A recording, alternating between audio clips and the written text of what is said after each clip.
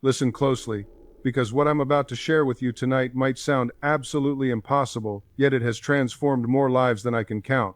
Before you close your eyes tonight, you're going to speak a simple command to the infinite intelligence within you, and when you wake up tomorrow morning, you will not be the same person. I'm not speaking metaphorically. I mean this literally. Your relationship with money, with abundance, with prosperity itself will shift at a level so deep that opportunities you couldn't see yesterday will become obvious to you. People will notice something different about you. Doors that were closed will swing open. And it all begins with what you say in those precious moments before sleep, when your conscious mind finally steps aside and your subconscious mind, that vast, powerful, obedient servant, becomes extraordinarily receptive to suggestion. You see, I've spent decades studying the hidden laws that govern prosperity, and I've discovered something that the wealthy have known for centuries, something they rarely speak about in public. There's a doorway between your waking mind and your sleeping mind, and in that doorway, in those drowsy moments when you're drifting off, your subconscious is wide open, waiting, listening, ready to accept whatever you plant there. Most people waste this sacred time. They replay their worries. They rehash their arguments. They fall asleep scrolling through other people's lives, filling their subconscious with anxiety and comparison. And then they wake up and wonder why nothing ever changes. But you're going to do something radically different starting tonight. You're going to give your subconscious mind a direct command, a money command, spoken with feeling and conviction, and your subconscious has no choice but to obey. It doesn't argue. It doesn't judge. It simply goes to work while you sleep, rearranging circumstances, attracting opportunities, guiding you toward wealth with an intelligence far beyond your conscious understanding.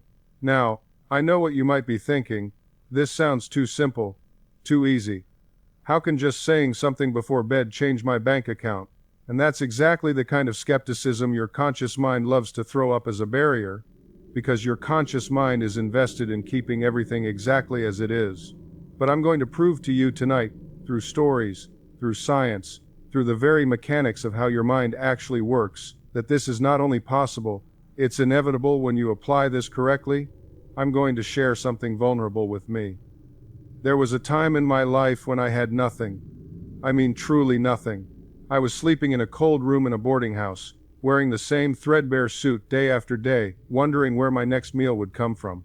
I was educated, I was intelligent, I worked hard, and yet I was broke. Completely, devastatingly broke.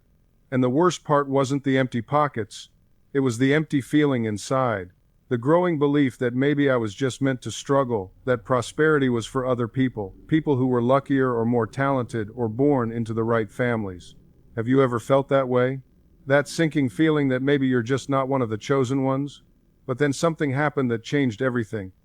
I discovered the subconscious mind, not as a concept, not as a theory, but as a living, breathing power that I could direct. I learned that my poverty wasn't caused by the economy or my education or my circumstances. It was caused by the habitual thoughts and beliefs I was impressing upon my subconscious mind every single day, and especially in those moments before sleep. I was literally commanding my subconscious to create poverty, and it was faithfully obeying me. And if I could command poverty, I suddenly realized I could just as easily command wealth. So, I began an experiment. Every night, without exception, as I lay in that cold room, I would close my eyes and speak directly to my subconscious mind. I would feel the words. I would imagine the reality of wealth as already mine. And within weeks, not months, not years, but weeks, my circumstances began to shift in ways that seemed almost magical. A person I hadn't spoken to in years contacted me with an unexpected opportunity. An idea came to me in the morning that led to income. A bill I thought I'd have to pay was suddenly forgiven due to an accounting error. Were these coincidences? No. This was the subconscious mind rearranging reality itself in response to the command I had given it. And here's what I need you to understand. The subconscious mind doesn't know the difference between a real experience and one that's vividly imagined. When you command it with feeling, with conviction, with sensory detail, it accepts that command as fact and immediately begins to make it real in your outer world. This isn't wishful thinking. This is how the mind actually functions. Your subconscious is connected to an infinite intelligence that knows how to bring about any result. It can see connections you can't see. It can orchestrate events you couldn't possibly arrange consciously. But it needs direction. It needs a clear command. And the time to give that command is right before sleep. Let me tell you about a woman I once counseled. Let's call her Margaret. She came to me absolutely desperate. She was a widow with 3 children, living on the edge of financial collapse. Every month was a battle to keep the electricity on, to put food on the table. She was working 2 jobs and still falling behind. She was exhausted, hopeless, and terrified. And she said to me, "Dr. Murphy, I've tried everything. I've worked harder than anyone I know. I've prayed. I've sacrificed. Nothing works. I think God has forgotten me." And I looked at her and I said, "Margaret, God hasn't forgotten you, but you have forgotten how to speak to the creative power within you. Tonight, I want you to do something very specific. Before you sleep, I want you to close your eyes, relax your body completely, and say these words with feeling. I am wealthy. Money flows to me easily and constantly. I am a magnet for prosperity." And then I want you to imagine, really imagine, what it feels like to be financially free. Don't think about how it will happen. Don't worry about where it will come from. Just feel the relief. Feel the peace. Feel the abundance. She looked at me like I was insane, but she was desperate enough to try anything. And so she did it. Every night for 30 days, without missing a single night, she gave her subconscious this command before sleep. And here's what happened. In the second week, her sister, who she'd been estranged from for years, called out of nowhere and offered to help with childcare, which allowed Margaret to quit one of her jobs and have time to think clearly. In the third week, she had an idea for a small service she could offer in her neighborhood, something she was naturally good at, and within days she had clients. By the end of the month, she was making more money working for herself part-time than she'd made working 2 jobs. And within 6 months, she was completely financially stable for the first time in her adult life. Was this magic? No. This was the subconscious mind responding to a clear command. You see, when Margaret was falling asleep every night replaying her fears, worrying about bills, imagining worst-case scenarios, her subconscious was receiving the command, create more lack, create more struggle, create more poverty, and it was obeying perfectly. But when she changed the command, when she impressed wealth and ease and abundance upon her subconscious in that receptive state before sleep, her subconscious immediately went to work creating those conditions instead. It gave her ideas. It opened her awareness to opportunities that had been there all along, but she couldn't see them because her mind was tuned to lack. It softened her sister's heart. It attracted clients. It orchestrated a complete financial transformation. And this same power is available to you tonight. Right now, as you're listening to these words, something inside you is stirring. You're beginning to remember that you're not a victim of circumstances. You're not at the mercy of the economy or your boss or your past. You are connected to an infinite intelligence that wants you to prosper, that designed you to prosper, and that will move heaven and earth to bring prosperity to you the moment you give it a clear command. But here's the critical part that most people miss. You can't just say the words mechanically. You can't just repeat affirmations like a robot and expect results. The subconscious responds to feeling, to conviction, to the emotional charge behind the words. When you give your money command before sleep, you must feel it. You must imagine it so vividly that it becomes more real than your current circumstances. You must speak to your subconscious as if you're talking to a faithful, powerful servant who is eager to fulfill your every wish. Think about this for a moment. Every night of your life, you have been programming your subconscious mind with something. The question isn't whether you're programming it. The question is, what are you programming it with? If you fall asleep worrying, you're giving the command, create more things to worry about. If you fall asleep feeling resentful about your job or your financial situation, you're commanding, keep me stuck in resentment and lack. If you fall asleep scrolling through social media, envying others, you're commanding, make me feel inadequate and behind. Your subconscious doesn't judge these commands. It simply fulfills them with perfect precision. But starting tonight, you're going to hijack this process. You're going to take conscious control of what you impress upon your subconscious mind in those final moments before sleep. And the command you're going to give is a money command, a prosperity command, spoken with absolute faith that your subconscious will bring it to pass. and then you're going to do the hardest part, which is let it go. You're going to release it to the infinite intelligence within you and trust that it's being handled, that forces beyond your conscious awareness are already at work, that opportunities are already being arranged, that wealth is already moving toward you. Now, before I give you the specific command to use tonight, I want to explain exactly why this works. I want you to understand the mechanics of this so that you can do it with complete confidence and faith, because doubt is the only thing that can block this process. When you understand why something works, doubt disappears, and when doubt disappears, results come quickly. Your mind operates on two distinct levels.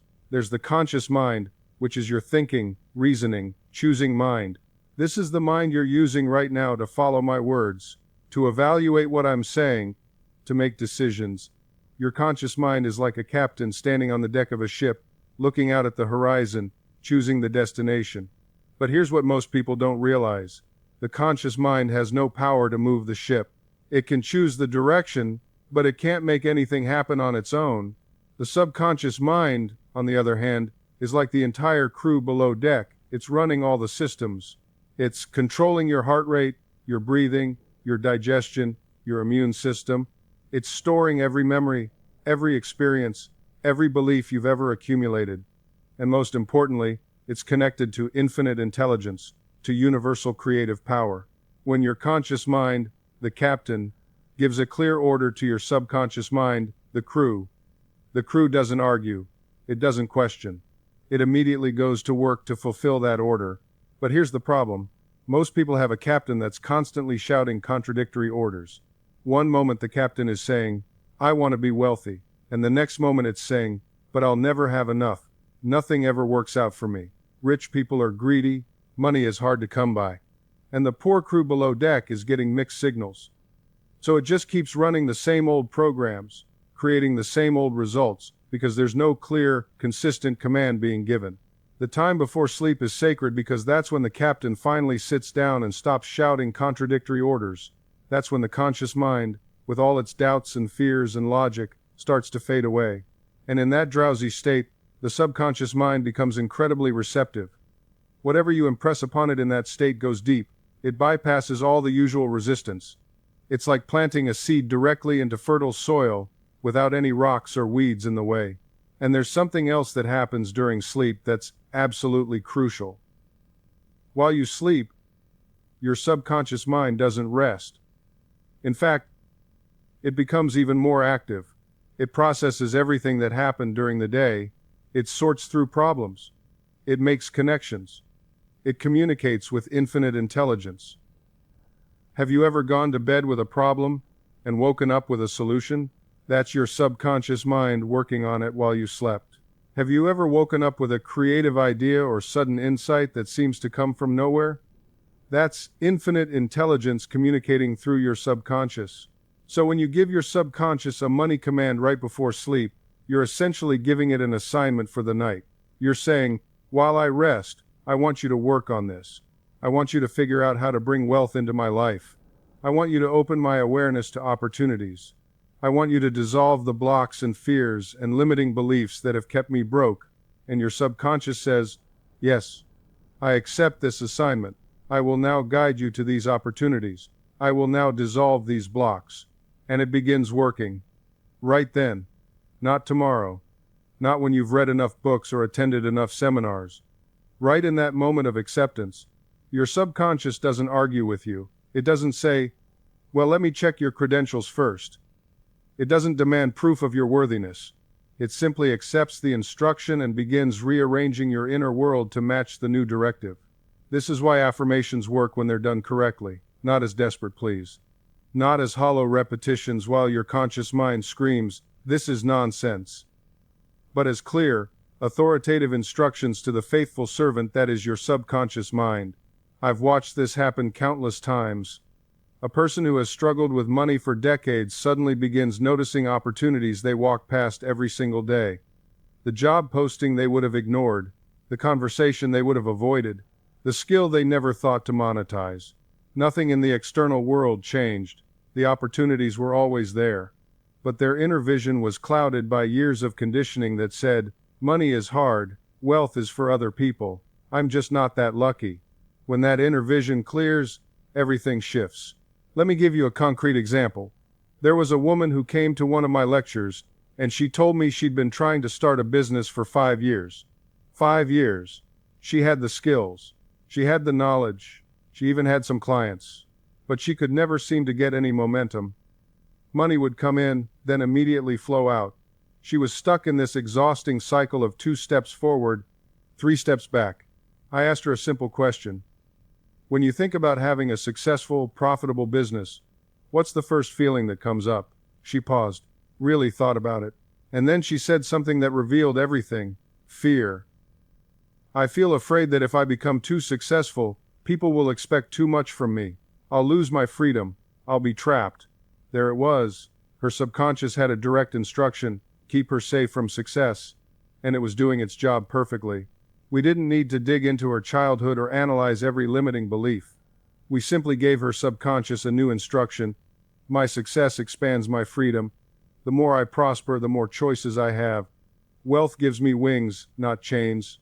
She repeated this, felt it, imagined it, let it sink down into that deeper mind.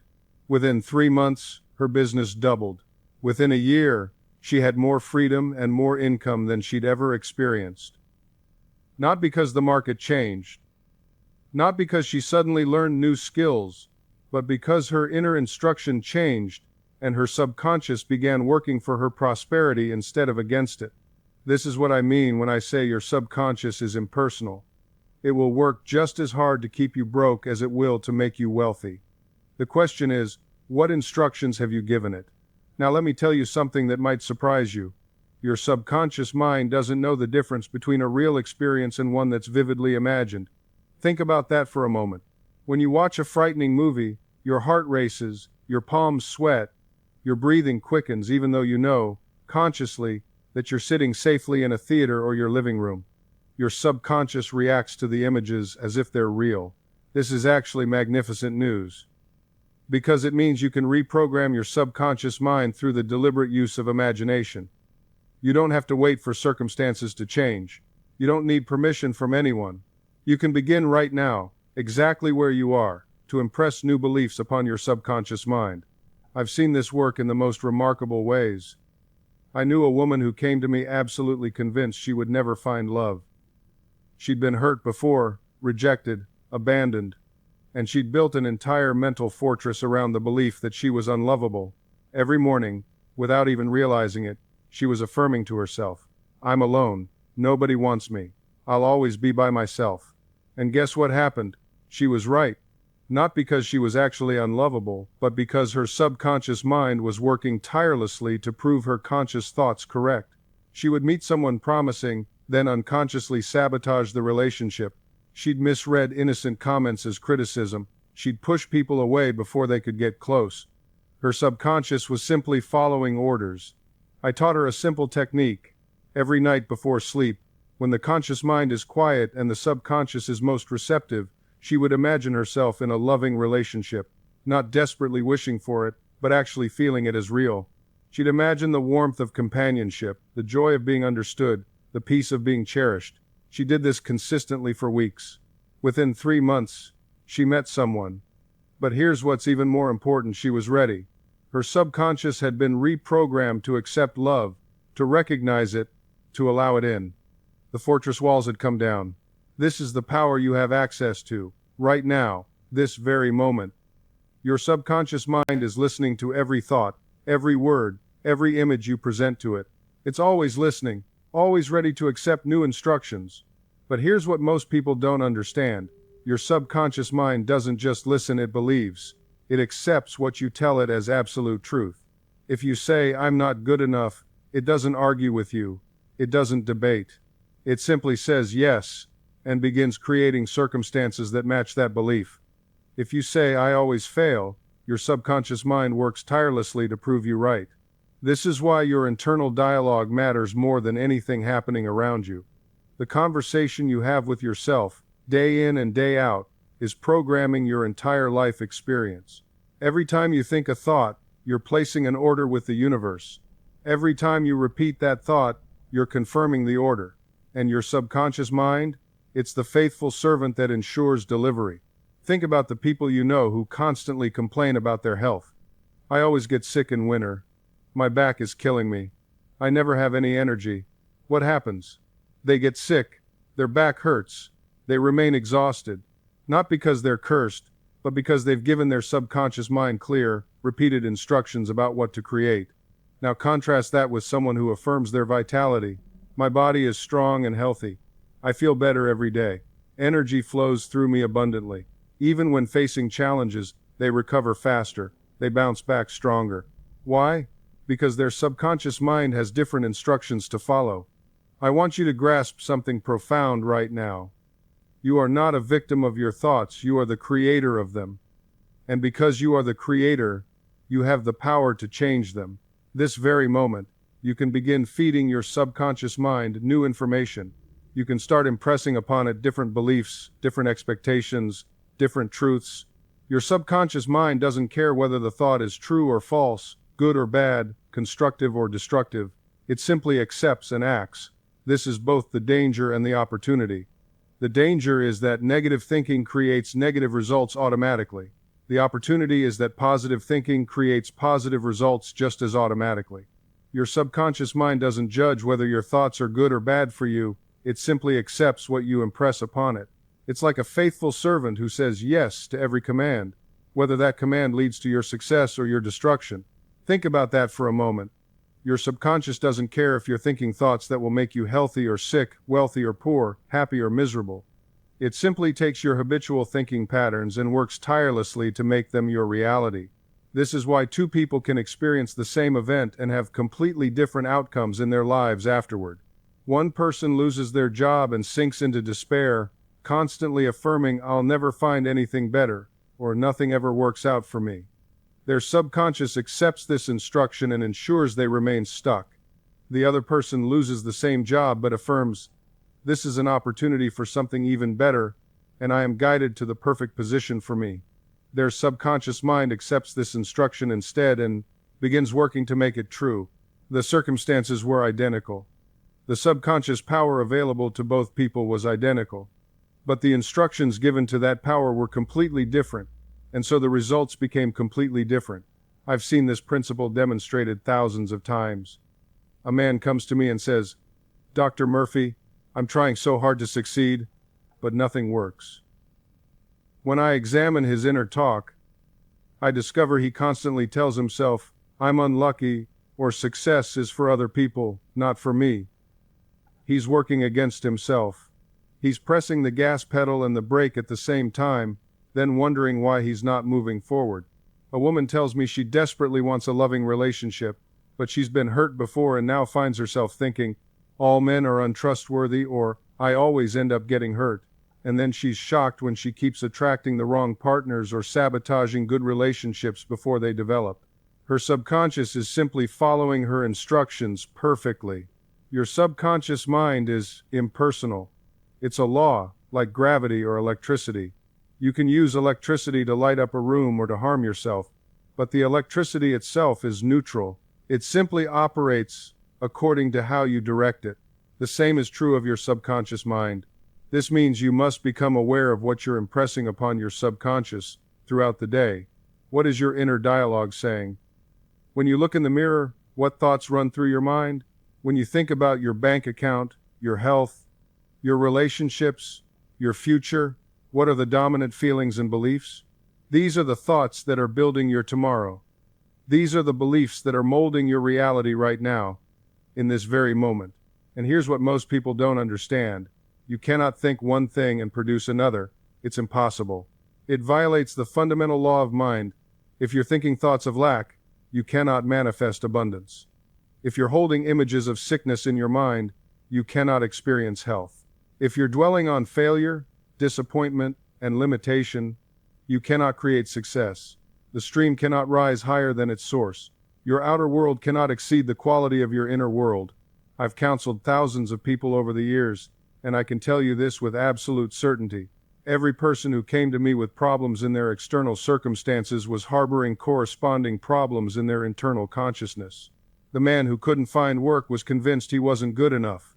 The woman who couldn't find love was certain she was unworthy. The business owner who was going bankrupt was saturated with fear and expectation of loss. And when they changed their inner conversations, when they transformed their habitual thinking, their outer circumstances changed accordingly. Not sometimes, not occasionally, always. Because that's how the law works. It's impartial, impersonal, and absolutely reliable. Now, you might be asking yourself, but what about circumstances that are beyond my control? What about the economy, other people's actions, accidents, things that just happened to me?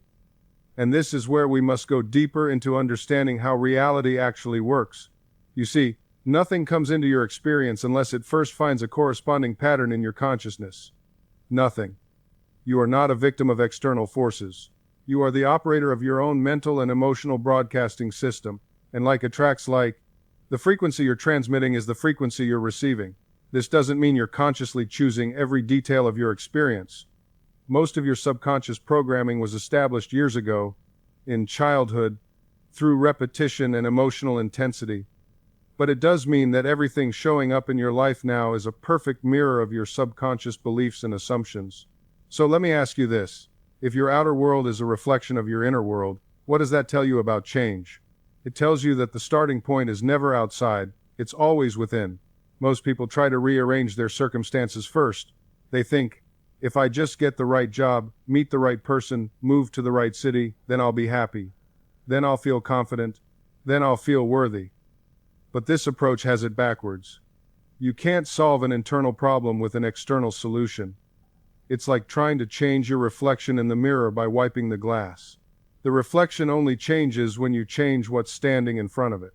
Your circumstances are effects, not causes. They're the printout, not the program. And until you change the program running in your subconscious mind, you'll keep getting the same printout over and over again, no matter how much you rearrange the furniture of your external world. This is why people often recreate the same patterns in relationship after relationship, job after job, city after city. They think they're making a fresh start, but they're bringing the same subconscious beliefs with them. The faces change, the locations change, but the underlying dynamics remain the same because the inner blueprint hasn't changed. I've seen this countless times. A woman leaves a controlling relationship, swearing she'll never tolerate that again. 6 months later, she's with someone who exhibits the exact same behaviors. A man quits a job where he felt undervalued and unappreciated. Within a year at his new company, he finds himself in the identical situation. It's not bad luck. It's not coincidence. It's consciousness reproducing itself in form. You see, your subconscious mind is always seeking to validate its existing beliefs. It will guide you toward people, situations, and experiences that confirm what it already thinks is true. If your subconscious believes I'm not enough, it will magnetize circumstances that make you feel inadequate. If it believes people always leave me, it will create relationships where abandonment becomes inevitable. Not because the universe is cruel, but because your consciousness is creating consistently. This might sound discouraging at first, but it's actually the most liberating truth you could ever discover. Why is it liberating? Because if your subconscious has been working against you, creating limitation and struggle, then it can just as easily work for you, creating abundance and success. The power hasn't changed, only the direction. Think of it like this. Imagine you've been driving with the emergency brake on your entire life. You're pressing the gas, trying to move forward, but progress is slow and painful. You look around and see others seemingly gliding past you effortlessly, and you wonder what's wrong with you. But nothing is wrong with you. You simply didn't know the brake was engaged. Your subconscious beliefs are that emergency brake. And here's the beautiful part, you can release it. Right now. Today. This very moment. I've watched people transform their entire lives in weeks once they understood this principle. I've seen individuals who struggled for decades suddenly break through into prosperity. Not because they worked harder, they'd always worked hard. Not because they got lucky, luck has nothing to do with it. But because they finally aligned their subconscious beliefs with their conscious desires. Let me share a story that illustrates this perfectly. A woman came to me years ago, absolutely exhausted. She'd been trying to build a successful business for 7 years with minimal results. She'd read every business book, attended seminars, worked 18-hour days. She had the skills, the knowledge, the work ethic, but success remained just out of reach. When we talked, I asked her about her earliest memories of money. Her face darkened immediately. She told me about her father, a businessman who'd lost everything when she was 12. She remembered the shame, the whispers in their small town, the way her mother cried at night, and then she said something that revealed everything. "I watched business destroy my father. I'll never let it destroy me." There it was, her subconscious protection mechanism. Every time her business started to grow, her deeper mind would sabotage it to keep her safe from the destruction she'd witnessed. She was simultaneously pushing for success and pulling away from it. The brake was fully engaged. Now, here's something I want you to understand clearly. When you discover these hidden patterns, when you finally see what's been running the show beneath the surface, you might feel discouraged. You might think, how could I have been so blind? How much time have I wasted? But I'm telling you right now that reaction itself is just another trick of the conscious mind trying to maintain control. The moment of recognition is not a moment of failure. It's a moment of liberation. You cannot change what you cannot see. The woman with the failing business didn't waste those years. She gained the awareness necessary to finally break free. And that's exactly what she did, using the techniques I'm going to share with you. Here's what she learned to do, and what you must do as well. She began to impress upon her subconscious mind a new pattern, a new belief system that would serve her instead of sabotage her. Every night before sleep, when the subconscious is most receptive, she would enter a drowsy, peaceful state and affirm to herself, "My success brings joy and abundance. I am safe in my prosperity. I deserve wealth and I use it wisely for good." Notice what she did there. She didn't just affirm that she wanted success. She addressed the root fear directly. She gave her subconscious a new association. Success equals safety, not danger. Prosperity equals joy, not destruction. Within 6 months, everything changed. Not because the business world changed, not because the economy shifted, but because she shifted. Her subconscious mind, now impressed with this new pattern, began to work for her instead of against her. Opportunities appeared. Decisions became clear. The self-sabotage stopped. She removed the brake, and the car finally moved forward with power. This is the key principle you must grasp. Your subconscious mind is always working. It's always creating. The question is, what are you having it create? What instructions have you given it, either consciously or unconsciously? Most people never take control of this process. They let random impressions, old wounds, other people's opinions, and society's limitations program their inner mind. And then they wonder why life feels like such a struggle, why success seems to elude them no matter how hard they try. The truth is this: trying harder with the conscious mind alone is like pressing the accelerator while the subconscious brake is engaged. You'll burn out the engine before you ever move forward. But when both minds align, when your conscious desires match your subconscious beliefs, there's no limit to what you can achieve. So how do we release that brake? How do we reprogram the subconscious mind that's been running the same script for years, perhaps decades? The answer lies in understanding a fundamental principle. The subconscious mind accepts what is impressed upon it with feeling and repetition. It doesn't argue. It doesn't debate. It simply accepts and executes. Think of your subconscious as the most loyal servant you could ever have. It never questions your orders. If you repeatedly tell it, "I am not worthy of success," it says, "Yes, master," and arranges your circumstances accordingly. If you impress upon it, "I am prosperous and abundant," it accepts that with equal enthusiasm and begins to attract corresponding experiences. The tragedy is that most people are giving their subconscious mind orders all day long without realizing it. Every worry is an order. Every fearful thought is an instruction.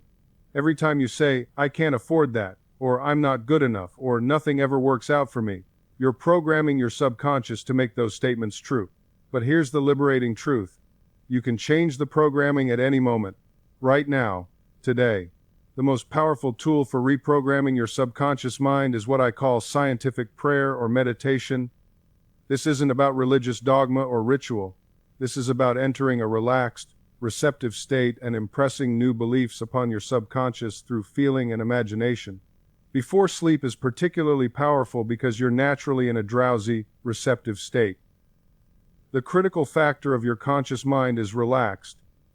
The gateway to the subconscious is wide open. This is when you plant your mental seeds. I've witnessed countless people transform their lives using this simple technique. One woman I counseled was desperately seeking employment. She had been rejected 27 times. 27 interviews, 27 rejections. Her conscious mind wanted a job, but her subconscious was programmed with failure and unworthiness. I taught her this. Every night before sleep, imagine yourself in your ideal workplace. Feel the satisfaction of meaningful work. Hear congratulations from colleagues. Feel the weight of that first paycheck in your hands. Make it real in your imagination, and infuse it with genuine feeling. She did this faithfully for 3 weeks. On the 28th interview, something shifted. She walked in with different energy, different confidence. She got the job, and it paid more than any position she'd previously applied for. She later told her friends that she didn't do anything different in that interview. Same qualifications, same experience, same prepared answers. But internally, everything had changed. She had finally accepted that those previous 27 rejections weren't punishments, they were redirections. Each one was quietly steering her away from positions that would have limited her, frustrated her, kept her small. This is what most people miss about rejection. We think it's a door slamming in our face, but your subconscious mind sees the entire blueprint of your life. It knows which doors lead to dead ends and which ones open into the future you're meant to inhabit. When something doesn't work out, it's not because you're unlucky. It's because you're being protected from settling for less than what's truly aligned with your greater good. I want you to think about something right now. What rejection are you still bitter about? What opportunity that didn't pan out are you still replaying in your mind, wondering what went wrong? Now ask yourself this. If that thing had worked out, where would you be today? Would you have met the people you've since met? Would you have developed the skills you've since developed? Would you have discovered the strength you didn't know you had? 9 times out of 10, when we look back honestly, we realize that rejection saved us. It saved us from the wrong relationship, the wrong job, the wrong city, the wrong version of ourselves. Your subconscious mind has a vision for your life that your conscious mind hasn't caught up to yet. It's working on a timeline your impatience can't see. And sometimes, the greatest gift it gives you is a no that redirects you toward a bigger yes you hadn't even imagined. This woman went on to build a career that fulfilled her in ways she couldn't have predicted. But more than that, she learned to trust the timing of her life. She stopped seeing closed doors as rejection and started seeing them as course correction. And that shift in perception changed everything. Because here's what most people don't understand about manifestation. It's not about forcing outcomes. It's not about white-knuckling your way to a specific result. It's about aligning yourself so completely with what you desire that the universe has no choice but to deliver it or something better. Your subconscious mind doesn't care about your carefully laid plans. It cares about your dominant feeling state. It responds to the emotional signature you're broadcasting, not the specific details you've outlined in your vision board. This is why sometimes the thing you thought you wanted turns out to be a stepping stone to what you actually needed. The job that didn't work out led you to the industry where you'd thrive. The relationship that ended made room for the love that would transform you. The business that failed taught you the lessons that made the next one unstoppable. I've watched this principle play out in my own life more times than I can count. There was a period when I was absolutely convinced I needed to be in a particular city, working with a particular organization. I visualized it, I affirmed it, I did everything right according to conventional manifestation teaching, and it didn't happen. For months, I felt like a failure. I questioned everything I taught. I wondered if I'd been lying to myself and everyone else about how this actually works. But then something shifted. I stopped demanding that specific outcome and started focusing on the feeling I thought that opportunity would give me. Contribution, growth, impact, connection. I impressed those feelings on my subconscious without attachment to the form they'd take. Within weeks, a completely different opportunity emerged. Same feelings, different package. And looking back now, I can see clearly that if I'd gotten what I originally wanted, I would have missed the very experiences that shaped who I became. This is what people don't understand about divine timing. They think it means sitting passively, waiting for life to happen. But it's actually the opposite. Divine timing is active. It's you moving forward, taking the steps you can see, while trusting that the steps you can't see are being arranged. I watched this principle play out with a woman who came to my lectures regularly. She'd been trying to sell her house for 2 years. 2 years. Every month that passed, she grew more desperate. She dropped the price again and again. She staged it differently. She changed realtors, nothing worked, and she'd come to me, frustrated, asking what she was doing wrong. I told her, stop treating this delay as punishment. What if this delay is protection? She didn't understand at first, but I explained that her subconscious mind might be holding something back for a reason she couldn't consciously see yet. I suggested she change her prayer. Instead of demanding the house sell immediately, she began affirming, "This house sells at the perfect time, to the perfect buyer, for the perfect price."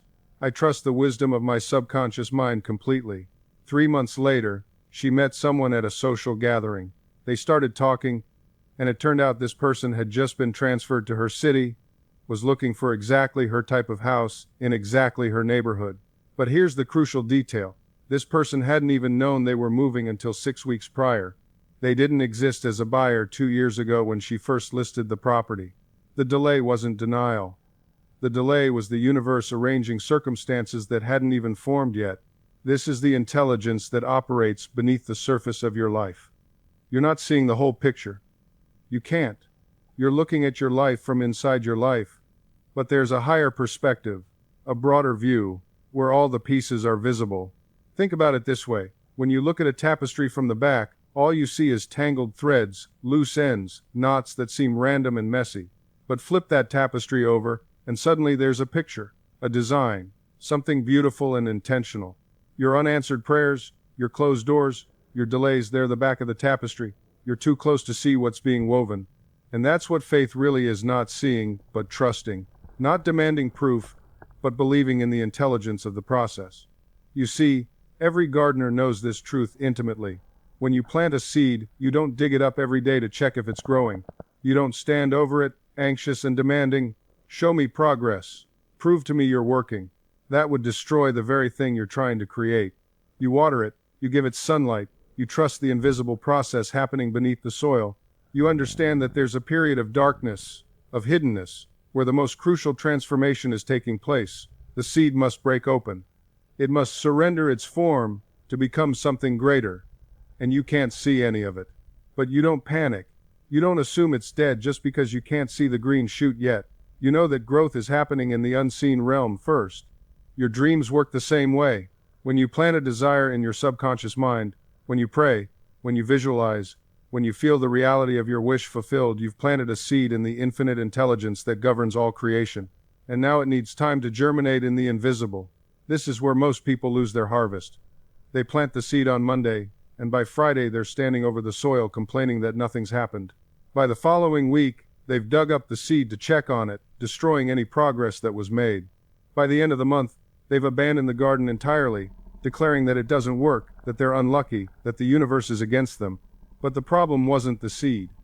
The problem wasn't the soil. The problem was the gardener who couldn't trust the process long enough to see the miracle. I've watched people do this their entire lives, planting and uprooting, never staying in one mental state long enough for it to harden into fact. They pray for prosperity on Sunday and worry about bills on Monday. They visualize success in the morning and rehearse failure all afternoon. They affirm health and then spend hours researching their symptoms online. This is double-mindedness. And a double-minded person, as the scripture says, should not expect to receive anything. Not because they're being punished, but because they're working against themselves. They're planting and uprooting simultaneously. You're broadcasting 2 different frequencies, and the universe doesn't know which station you're tuned to. You're like someone dialing 911 while simultaneously telling the operator everything is fine. You're confusing the very intelligence that's trying to respond to you. I've watched this play out countless times. Someone will come to me and say, "Dr. Murphy, I've been affirming abundance for months, but nothing changes." And when I probe deeper, I discover that they're affirming abundance for 10 minutes in the morning, and then spending the remaining 15 hours and 50 minutes of their day rehearsing poverty. They're checking their bank account with anxiety. They're complaining about bills. They're saying things like, "I'll never get ahead," or "money just slips through my fingers." And they wonder why their 10 minutes of affirmation isn't working. It's like trying to fill a bathtub while the drain is wide open. It's not that the water isn't flowing, it's that you're losing it as fast as it comes in. The subconscious mind doesn't argue with you. It doesn't debate. It simply accepts what you repeatedly impress upon it with feeling. And here's the critical point. It accepts the dominant impression. If you're spending most of your mental energy in worry, doubt, and fear, that becomes your dominant impression, regardless of what you're affirming in your brief moments of optimism. This is why belief must be consistent. This is why your inner conviction must remain steady. You cannot be double-minded, believing one moment and doubting the next, affirming in the morning and denying in the evening, praying with faith and then immediately checking to see if it worked with skepticism. True faith is a sustained attitude. It's not a fleeting emotion or a momentary hope. It's a settled knowing that persists, regardless of current circumstances. It's the ability to maintain your inner conviction even when the outer world hasn't yet reflected your desire. This kind of faith doesn't waver with the stock market, doesn't crumble when you receive a rejection letter, doesn't dissolve when someone tells you your dream is impossible. It remains steady because it's anchored not in external validation but in your understanding of how consciousness creates reality. Think of it this way. When you plant a seed in the ground, you don't dig it up every day to check if it's growing. You don't panic when you don't see immediate results. You water it, you provide the right conditions, and you trust the natural process of growth. Your faith in the subconscious mind works the same way. Once you've planted your mental seed through clear intention and emotional conviction, your job is to maintain the consciousness of the wish fulfilled while allowing the invisible forces of your subconscious to work. I've counseled countless individuals who sabotaged their own demonstrations simply because they couldn't maintain this faith. They would affirm their desire beautifully for a few days, feel genuinely confident, and then allow doubt to creep back in. They'd look at their bank account and think, well, I'm still broke, so this isn't working. They'd check their physical condition and say, I'm still sick, so obviously prayer doesn't work. They'd examine their relationship status and conclude, I'm still alone, so manifestation must be nonsense.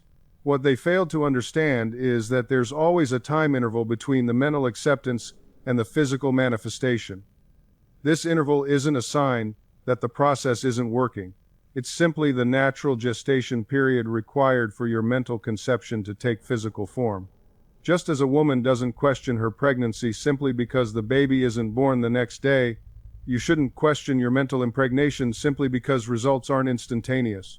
The subconscious mind is always working, always creating, always bringing forth the equivalent of your dominant mental patterns, but it works in its own time and in its own way.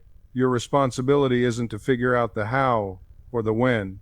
Your responsibility is to maintain the what and the why, what you want and why you believe you already have it in consciousness. And here's what most people get backwards. They think that once they've impressed their desire upon the subconscious, they need to keep checking on it. They need to keep digging up the seed to see if it's growing. They wake up every morning scanning their reality for proof, for evidence, for some sign that it's working. And what happens? They see the absence. They notice what's still missing. And in that noticing, in that focus on lack, they impress a new image, an image of not having, and the subconscious, loyal servant that it is, begins to manifest that instead. I've seen this pattern hundreds of times. A man wants financial abundance. He does his meditation in the morning. He affirms that wealth flows to him easily and naturally. He feels it. He believes it. And then he opens his bank account and says, still not here, still broke. I guess it's not working. And in that moment, he's canceled out everything he just impressed. He's planted a new seed, the seed of it's not working. And guess what?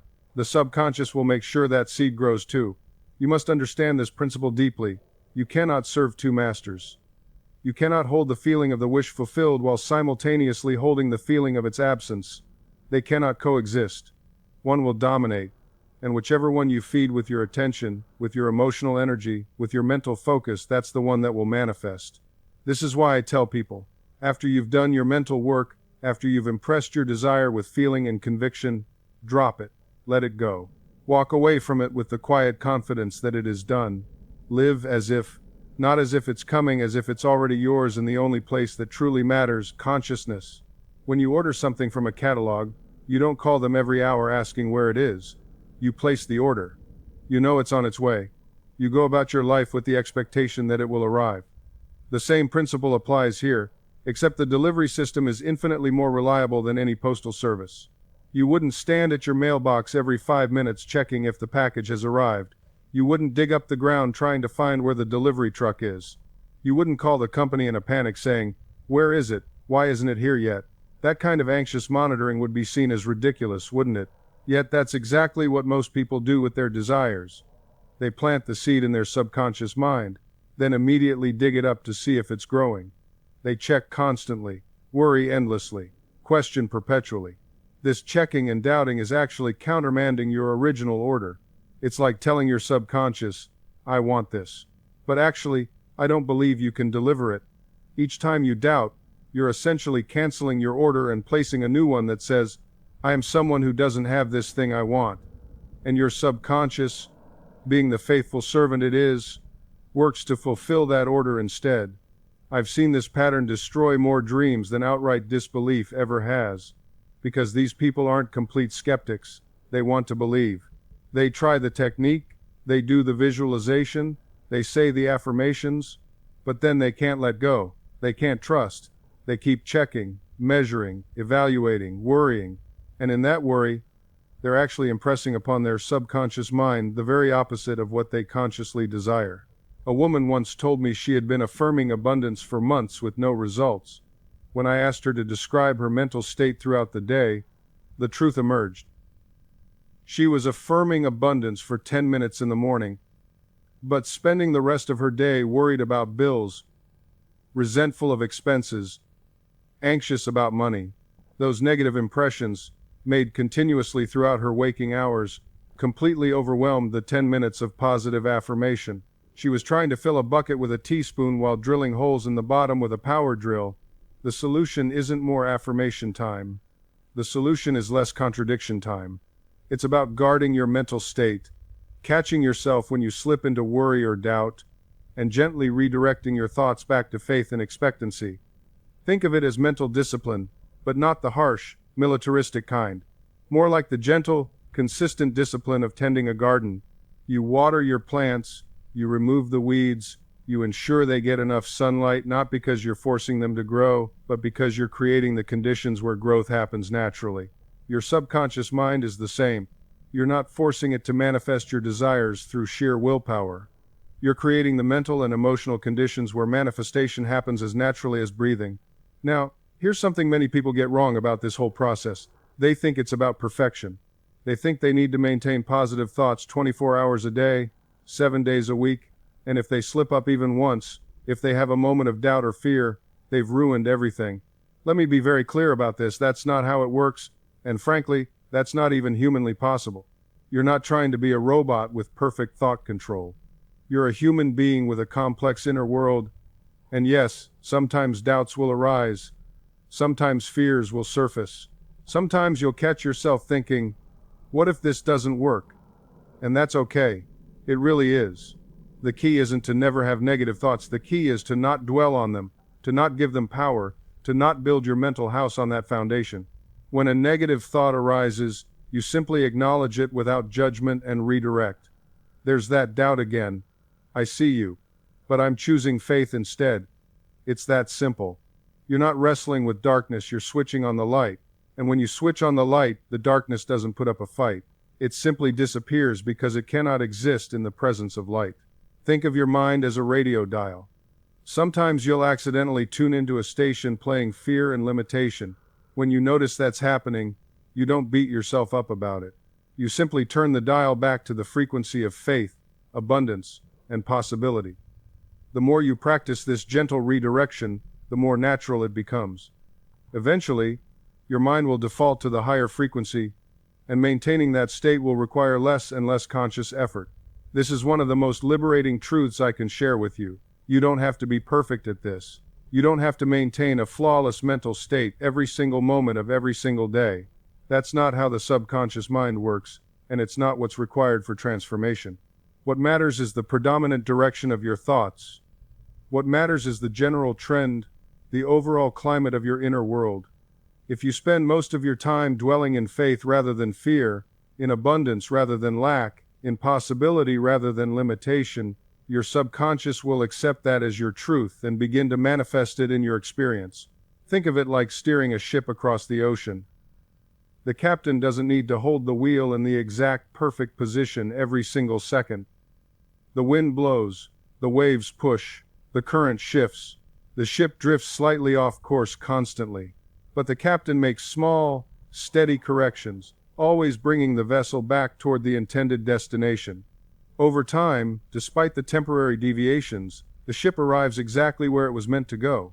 Your mind works the same way. You'll drift. You'll have moments of doubt. You'll catch yourself in old patterns of thinking. This isn't failure. This is simply the natural fluctuation of consciousness. What transforms your life isn't perfection. It's persistence in returning to your chosen state. I've watched people torture themselves over a single negative thought, convinced they've ruined everything, that they've undone all their progress. This is completely unnecessary suffering. One fearful thought doesn't erase weeks of faithful practice. One moment of doubt doesn't cancel out hours of affirmative prayer. Your subconscious responds to the habitual, the consistent, the repeated. It's impressed by what you return to again and again, not by the occasional detour. This understanding brings tremendous relief. You can relax, you can breathe, you can be human, while still being deliberate about your mental direction. You don't have to live in a state of anxious vigilance, monitoring every thought like a frightened guard.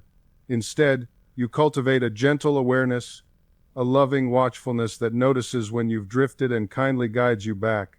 This awareness becomes a spiritual practice, not a psychological burden. When you notice fear creeping into your thinking, you don't condemn yourself. You don't say, "Oh no, I've ruined everything with this negative thought."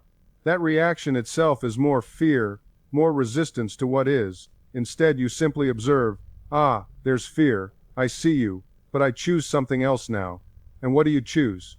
You choose the feeling of the wish fulfilled. You return to that inner sanctuary where your desire already exists in completed form. You feel the relief, the satisfaction, the quiet joy of having what you've been seeking. This is not pretending. This is not lying to yourself. This is recognizing a deeper truth that in the realm of consciousness, where all creation begins, your desire already exists as a present reality. Let me share something that might shift your entire perspective on this work. Many people approach the subconscious mind as if they're trying to convince a skeptical judge. They pile up affirmations, visualizations, techniques, all with a desperate energy that says, "Please, please believe me. Please make this real." But the subconscious doesn't need convincing. It doesn't evaluate or judge your requests. It simply accepts what you persistently feel to be true and proceeds to manifest it. Think of it this way. Your subconscious mind is like soil. Soil doesn't care what seed you plant. It doesn't say, "I'll grow the tomato seeds, but I refuse to grow the weeds." It accepts all seeds equally and brings forth after their kind. If you plant seeds of lack, you harvest lack. If you plant seeds of abundance, you harvest abundance. The soil, your subconscious, is completely impartial. This understanding should free you from strain. You're not trying to force anything or overcome resistance. You're simply planting seeds through your sustained feeling and assumption. And just as you don't dig up a seed every day to check its progress, you don't need to anxiously monitor whether your desire is manifesting. You plant the seed through feeling, you water it with faith and assumption, and you allow the natural creative process to unfold. Now, some of you might be thinking, but what about when I see evidence in my physical reality that contradicts what I'm assuming? This is where real faith comes in, not blind faith, but understanding faith. You must recognize that your outer circumstances are the result of your former thinking and feeling. They're yesterday's news, so to speak. They're the harvest from seeds you planted weeks, months, or even years ago. When you truly grasp this principle, something remarkable happens. You stop fighting with your present circumstances. You stop resenting them. You stop feeling victimized by them. Instead, you see them for what they are, echoes of your past mental states.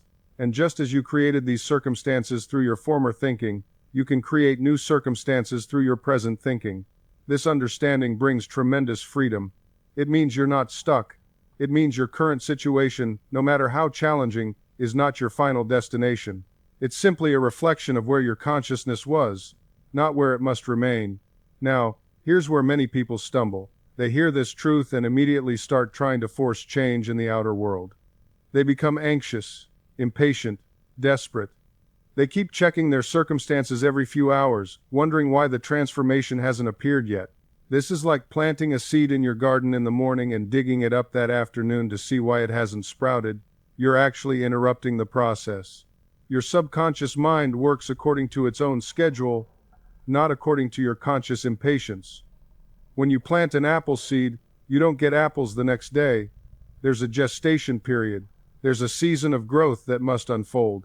The same is true with your mental and spiritual seeds. Your job is not to manipulate the outer world. Your job is not to figure out how your desire will manifest. Your job is not to control every step of the process. Your job is simply this: to maintain the mental image of your desire fulfilled, to feel its reality, to dwell in the consciousness of already having what you seek. Think of it this way. If you wanted to travel to a distant city, you wouldn't try to physically push yourself there. You'd book a train or a plane and trust the vehicle to transport you. You'd relax in your seat, knowing that invisible forces, engineering, fuel, the pilot's skill were working on your behalf. You wouldn't rush to the cockpit every 5 minutes, demanding to know your exact coordinates. The same principle applies to your subconscious mind. It's the vehicle that will transport you from your current state to your desired state. But you must board the vehicle. You must claim your seat. And that seat is the feeling of your wish fulfilled. The moment you feel the thrill of the wish fulfilled, the moment you sense the reality of your desire in your heart, you have planted the seed. And that seed, once planted in faith, must grow. It is law. It is principle. It cannot fail unless you uproot it with doubt and fear. I want you to understand something profound. Your subconscious mind does not argue with you. It does not debate. It does not question whether you deserve what you're imagining. It simply accepts the impression you give it and sets about making it real in your outer world. This is why feeling is so crucial. The subconscious speaks the language of emotion, not logic. You can repeat affirmations until your voice grows hoarse, but if there is no feeling behind them, they are merely sounds in the air. Think of a child playing make-believe. Watch how completely they inhabit their imaginary world. They are not pretending in a half-hearted way.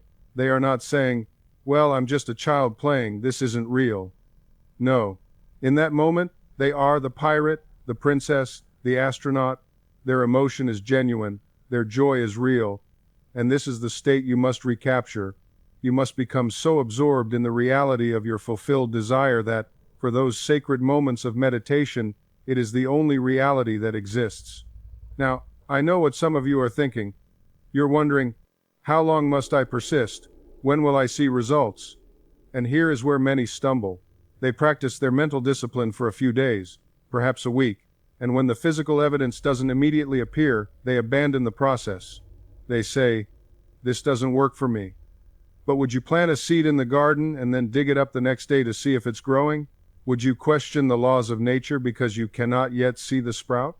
There is a gestation period between the planting and the harvest. This is natural. This is law. Your task is not to anxiously watch for results, but to remain faithful to your vision. Water it daily with feeling. Protect it from the weeds of doubt. Trust the process completely. I have seen this principle work in the most remarkable ways. I knew a woman who desired to reconcile with her estranged daughter. Years of misunderstanding had built a wall between them.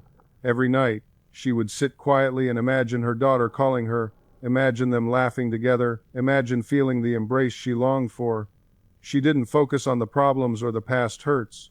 She lived entirely in the feeling of reconciliation fulfilled.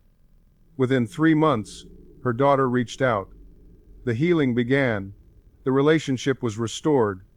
This is not coincidence. This is law in action. Your subconscious mind doesn't argue with you. It accepts what you impress upon it. This is why the quality of your habitual thinking is so important. What you think about consistently becomes your reality. I've counseled people who say, "I want to be wealthy, but I constantly worry about money." Do you see the contradiction? The worry cancels out the desire. The subconscious receives the emotional content of your thought, and worry is saturated with the feeling of lack. So lack is what you produce. The solution is not to suppress your worries. Suppression creates tension. The solution is to replace worry with faith. Faith is not blind belief. Faith is the mental acceptance of something as true before you see it manifest. Faith is thinking from the end result. Let me give you a technique I've shared with thousands of people. Before you go to sleep at night, imagine the fulfillment of your desire. Don't imagine the journey to it. Imagine it already accomplished. If you want health, feel yourself already healthy. If you want success, feel the feeling of already being successful. Live in that feeling as you drift off to sleep. Why sleep? Because the drowsy state between waking and sleeping is when your conscious mind relaxes its grip. Your subconscious becomes more receptive. The suggestions you give yourself in this state sink deep into your subconscious mind. They bypass the critical factor of your conscious reasoning. I knew a woman who suffered from chronic insomnia. She tried every medication, every remedy. Nothing worked. Then she learned this truth. Her insomnia was a habit of thought. Every night, she would lie down and think, I won't be able to sleep. I never sleep well. She was programming her subconscious to keep her awake. I told her to change her inner speech. Before bed, she began to repeat, I sleep in peace. I wake in joy. She imagined herself sleeping soundly, waking refreshed. Within 1 week, her insomnia vanished. Her doctor was amazed. But I wasn't. This is simply the law working as it always works. Your subconscious mind is amenable to suggestion. It takes orders. The question is, what orders are you giving it? Most people give conflicting orders. They want one thing but expect another. They desire health but dwell on symptoms. They seek wealth but talk about debt. They long for love but remember hurt. You must be consistent. Your dominating thought wins. This is not about willpower. It's about dwelling. What occupies your mind at 3 a.m.? What thought do you return to when you're alone in traffic, standing in line, staring at the ceiling? That habitual thought is your true prayer. I once counseled a woman who wanted to start a business. She read the books. She made vision boards. She attended seminars. Yet, nothing moved forward. When I asked her what she thought about most regarding her business, she said, I think about how I might fail, how people might judge me, how I'm not qualified. There was her prayer. Constant, fervent, believed. And the subconscious was answering it perfectly, creating hesitation, blocking action, manifesting exactly what she feared. Your subconscious doesn't grade thoughts by their morality or desirability. It only knows, is this thought repeated? Is it felt? Is it believed? Then it must be made real. If you want different results, you must change your mental diet. Not for a day, not when you feel inspired, but as a way of life. Every time the old thought returns, you gently replace it. You don't fight it. You don't analyze it. You simply refuse to dwell there. You redirect your attention to what you want, stated as already accomplished. This is the great discipline. Not fasting, not sacrifice, mental vigilance. Because your subconscious is always listening, always absorbing, always creating. It works while you sleep. It never takes a break. And it uses the raw material you give it through your habitual thinking. Give it fear, and it builds fearful circumstances. Give it doubt, and it manufactures reasons to doubt. Give it gratitude, confidence, and clear vision, and it moves mountains. The question is never whether the law works. It always works. The question is, what are you impressing upon your subconscious mind right now, in this moment, by the thoughts you're choosing to entertain? Because that, my friend, is what will appear in your world tomorrow. Now, I want to speak to those of you who feel you've tried everything. You've read the books, you've written the affirmations, you've visualized until your eyes hurt, and still, nothing has changed. You're wondering, what am I doing wrong? Why isn't this working for me? Let me tell you something that might sting a little, but it's the truth you need to hear. You haven't failed because the law doesn't work. You've failed because you've been trying to use the law with only half of yourself. You've been speaking the words your conscious mind thinks are right, while your subconscious mind has been screaming something entirely different. You say, I am prosperous, but deep down, in that hidden place you don't like to examine, you're thinking, but not people like me, not with my background, not with my lack of education. You affirm, I am confident and capable, while simultaneously replaying every mistake you've ever made, every criticism you've ever received, every time someone made you feel small. This is what I call the divided mind. And a divided mind can build nothing. It's like having 1 foot on the gas pedal and 1 foot on the brake. You'll create a lot of noise, a lot of heat, a lot of frustration, but you will not move forward. The subconscious doesn't respond to what you're saying. It responds to what you're feeling. It responds to what you actually believe when no one else is watching, when you're alone with your thoughts at 3 in the morning, when the mask comes off and you're faced with your raw, unfiltered self. So how do you heal this division? How do you bring your conscious desires and your subconscious beliefs into alignment? You do it through persistence and repetition, yes, but more importantly, you do it through gentleness. You do it through understanding that your subconscious mind has been protecting you with these limiting beliefs. Every fear, every doubt, every resistance you feel, it arose from a moment when your mind was trying to keep you safe. Maybe you were hurt when you took a risk before. Maybe you were rejected when you showed your true self. Maybe you failed publicly and the shame felt unbearable. So, your subconscious mind said, never again. We'll stay small, we'll stay hidden, we'll stay safe. But here's the truth those around you don't understand. The universe doesn't reward playing small. It rewards expansion. It rewards boldness. It rewards those who dare to claim their greatness. Look at nature itself. Every living thing is programmed to grow, to expand, to reach its full potential. The acorn doesn't apologize for becoming an oak. The caterpillar doesn't feel guilty about transforming into a butterfly. The river doesn't question its right to flow to the ocean. Only humans, only we have been conditioned to shrink ourselves, to dim our light, to apologize for our gifts. And I'm here to tell you, that conditioning ends now.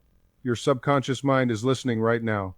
Every word you speak to yourself, every belief you accept, every mental image you hold, it's all being absorbed and impressed upon the deeper levels of your consciousness. So what are you impressing? What seeds are you planting? If you constantly affirm, I'm not good enough, your subconscious accepts it as true and creates circumstances that validate that belief. If you repeatedly say, success isn't for people like me, your creative mind works tirelessly to prove you right. But the very moment you begin to affirm, I am worthy of extraordinary success, something shifts.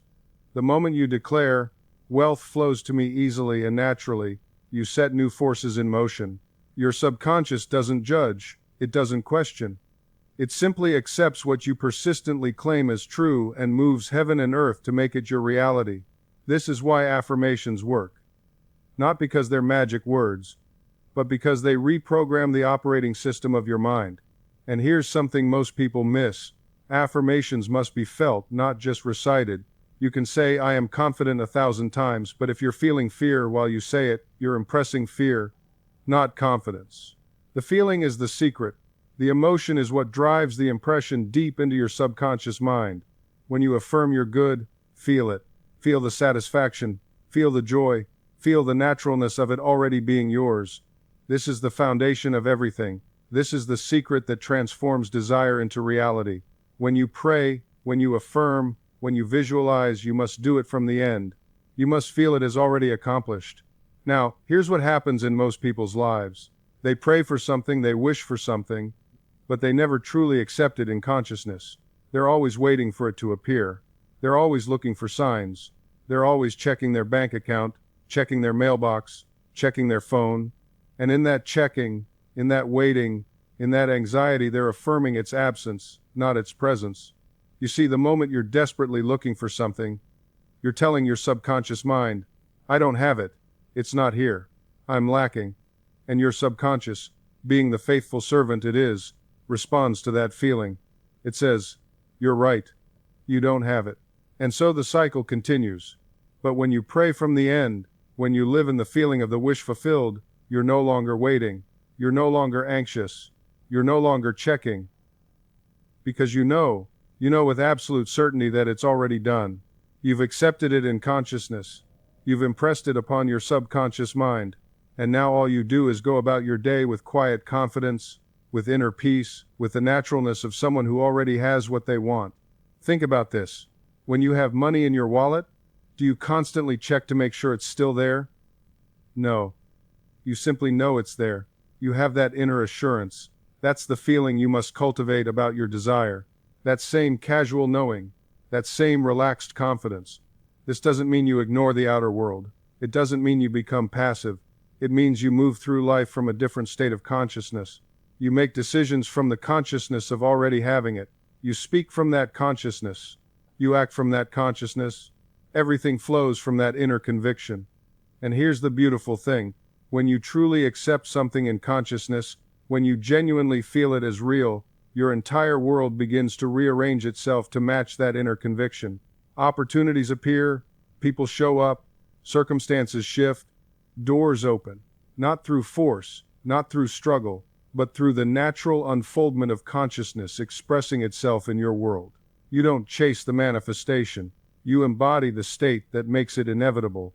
This is the subtle art that separates those who occasionally get results from those who live in continuous demonstration. The question isn't whether the law works, it always works, with mathematical precision. The question is whether you're working it consciously or unconsciously, deliberately or haphazardly. Consider the nature of faith itself. Not blind faith, not wishful thinking, but the kind of faith that moves mountains. What is it really? It's the complete acceptance of an invisible reality as more real than what your senses report. It's the willingness to stand in the feeling of the wish fulfilled even when every circumstance screams the opposite. I've watched people transform their entire existence through this principle. A woman who couldn't pay her rent, living in a state of financial anxiety, began to feel wealthy, not pretending, not affirming empty words, actually cultivating the internal sensation of abundance. She would touch fabrics in stores with appreciation, not longing. She would see beautiful homes and feel happy for their owners, not envious. She rewrote her inner dialogue from, "I can't afford this," to, "How wonderful that such beauty exists in the world." Within weeks, an unexpected inheritance arrived. A distant relative she barely knew. The logical mind wants to call it coincidence, but those who understand this law recognize the invisible thread connecting consciousness to manifestation. Your subconscious mind doesn't argue. It doesn't question whether you deserve something. It simply accepts what you persistently feel as true and moves all the forces of your being toward making it manifest. It enlists circumstances, people, events. The entire universe becomes cooperative when your inner conviction is unwavering. This is why I tell you, stop asking when and start living now. The moment you drop into the state of already being, already having, already experiencing, you've done the only work required. Everything else is the universe catching up to your consciousness. You are not hoping for a better future. You are expressing a present reality that hasn't yet materialized in three-dimensional form. There's a tremendous difference. Hope looks forward with uncertainty. Conviction rests in present certainty. And here's what changes everything. You begin to notice the bridge of incidents forming before your eyes.